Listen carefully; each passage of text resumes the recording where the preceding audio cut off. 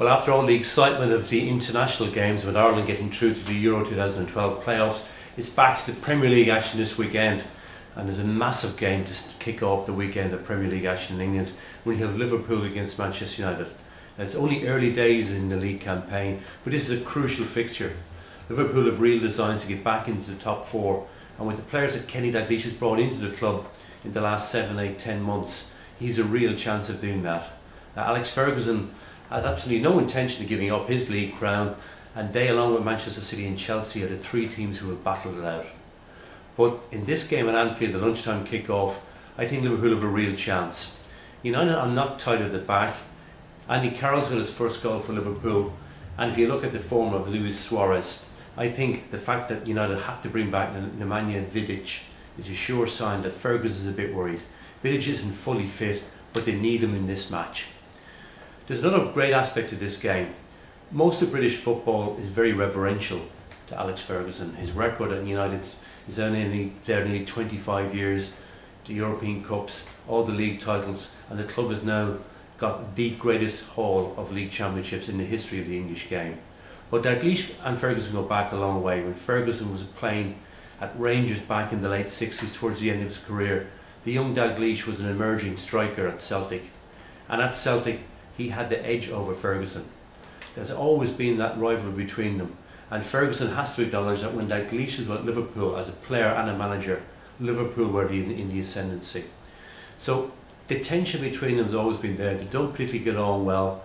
And even this week during the build-up, Dalglish was the one who was trying to ruffle Ferguson's feathers. He was saying this is not a particularly big game for Liverpool, trying to insinuate that maybe the Everton match is a bigger game for Liverpool fans. But he'd be trying to rile Ferguson a bit. He'll go hell for leather with his team in the opening parts of this game. But I think United have enough in them to get a draw in this game, and you get odds of 11-5 in the draw. I think that's the value in this match. While Liverpool and Manchester United meet at Anfield, a few hours later at Eastlands, Manchester City had the chance to take the 3 points against Aston Villa and increase the pressure on their great rivals in the Northwest. And I think this is a game that City, even though the Carlos Tevez situation rumbles all in the background, is a game they'll win.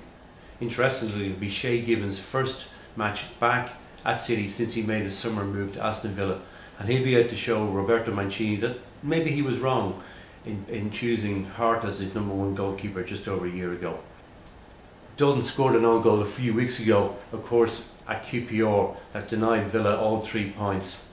But I think there's a real steal to his game at the moment. He's coming probably towards the end of his career at the very top of the game, and he'll want to show City and their fans, with whom he was always close, that he can still deliver at the top stage. You won't get much value on City here. You'd only get 4-11 on them to win.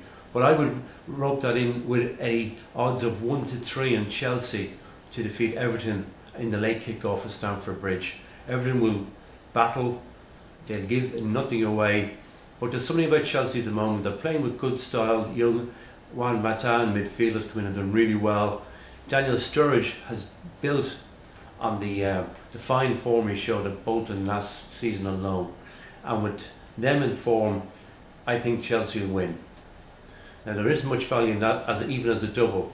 But maybe there's one game where you could get a bit of value. And I think Fulham at 11-4 to win at Stoke is a good possibility. Fulham rattled in 6 against QPR a few weeks ago with Bobby Zamora and Andy Johnson in good form.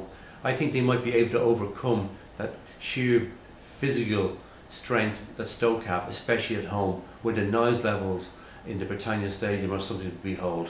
So that's where I'm going for the surprise result of the weekend. Fulham to win at Stoke, the big match at Anfield to end level, but City and Chelsea to win at home.